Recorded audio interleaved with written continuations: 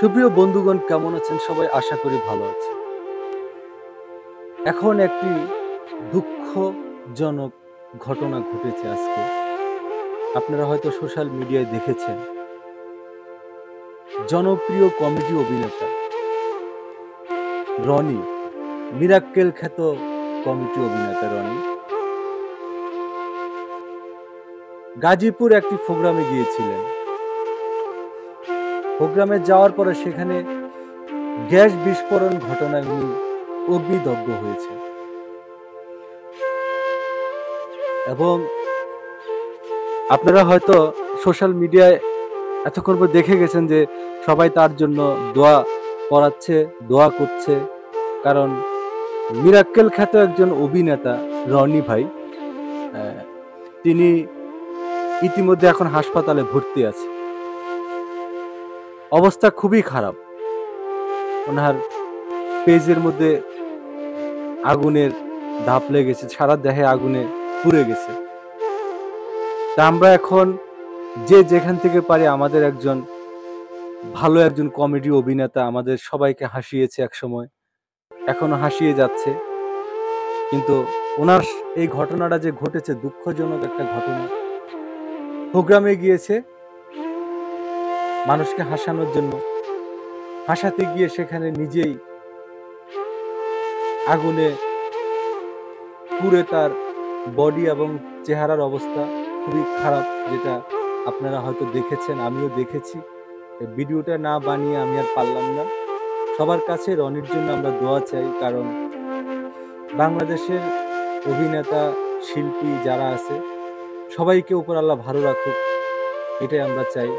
আর ভিডিওটি আপনারা বেশি বেশি শেয়ার দিবেন, কারণ এই যে আবু নেহার রনি, যিনি মিরাক্কেল খ্যাত অভিনেতা, অসংখ্য নাটক, অসংখ্য সিনেমায় কাজ করেছে, আমরা দেখেছি।